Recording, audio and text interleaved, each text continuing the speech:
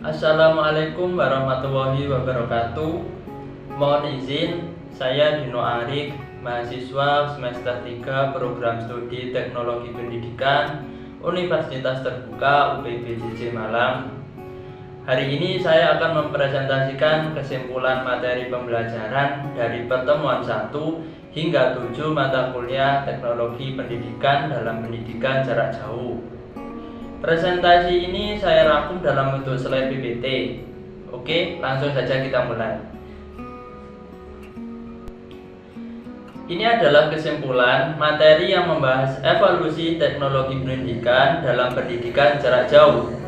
Tujuannya adalah membuka akses pendidikan tinggi bagi semua orang. Saya susun berdasarkan materi yang sudah saya pelajari selama kegiatan pembelajaran. Secara keseluruhan, materi ini membahas sejarah, konsep dasar, teori, variasi praktek, fungsi teknologi pendidikan, desain pembelajaran, dan penilaian dalam PJJ. Fokus utamanya adalah bagaimana PJJ menjadi pendekatan fleksibel untuk masyarakat yang heterogen, termasuk di daerah terpencil atau bagi penyandang disabilitas. Tujuannya untuk pemerataan pendidikan melalui teknologi tepat guna. Di pertemuan 1, kita belajar sejarah teknologi pendidikan yang dimulai dari tahun 1900-an dengan media cetak, radio, dan TV. Pada 1950-an ada pengaruh behaviorisme dan teaching machine. Kemudian berkembang ke desain sistem instruksional di 1970-an dan penggunaan komputer serta WWW di 1990-an. Definisi TP berevolusi dari desain pesan untuk kontrol belajar pada 1963 hingga studi etis untuk fasilitasi belajar via proses dan sumber daya teknologi pada 2018 oleh AICTE. Kesimpulannya, TP bukan hanya media, tapi proses sistematis untuk membuat pembelajaran efektif. Jangan dianggap kuno seperti hanya behaviorisme.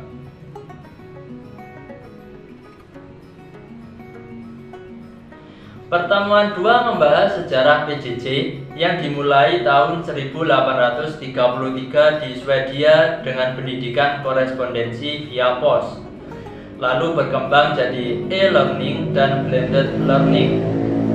Ciri pokok PJJ termasuk institusional, pisah geografis, komunikasi interaktif, dan komunitas belajar. Teori utamanya, kemandirian oleh Moore, industrialisasi oleh Peters, interaksi komunikasi oleh Hornberg, belajar dewasa oleh Knowles, serta sintesa dan ekuivalensi.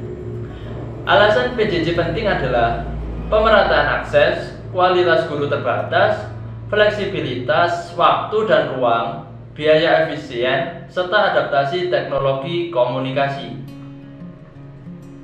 Di pertemuan 3, variasi pendekatan PJJ meliputi online learning berbasis internet, e-learning dengan media elektronik luas, cyber learning full TIK, virtual learning, web-based, synchronous, asynchronous, distributed learning, hybrid atau blended, dan mobile learning.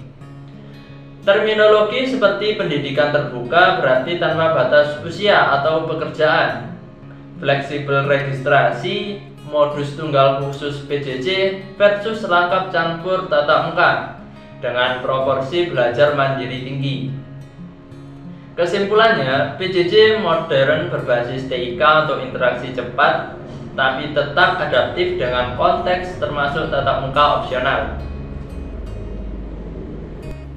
Pada pertemuan 4 dan 5 membahas fungsi teknologi pendidikan, pendekatan sistem seperti analisis kebutuhan dan evaluasi, makro untuk sistem PJJ baru seperti learning center, mikro untuk modul atau program TV atau radio. Karakteristik bahan PJJ self-instruksional, self-paced, interaktif, multimedia, didukung tutorial. Sistem peluncuran konvensional dengan cetak atau AV, standalone komputer, internet atau intranet, blended, serta internship atau mentoring. Peran TP: desain kualitas, manajemen organisasi dan distribusi berbasis ICT, pemilihan media tepat guna. PJJ sebagai alternatif atau komplementer tatap muka. Contoh, Filipina gunakan radio atau TV sejak 1959. Indonesia mulai BKTPG 1950 dan evolusi ke UT.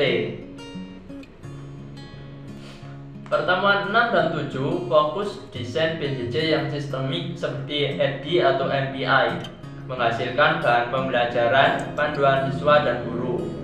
Bahan PJJ lebih dari buku teks, termasuk interaksi dan latihan.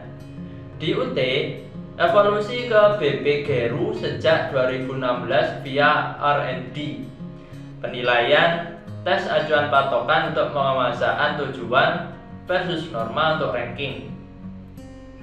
Konsep versi validitas, reliabilitas, usability, jenis alat, objektif seperti multiple choice, esai, checklist untuk kinerja, skala sikap. Kesimpulan, penilaian harus tepat ukur tujuan kognitif, afektif, dan psikomotorik untuk efektivitas PJJ. Secara akhir, teknologi pendidikan integral dalam PJJ.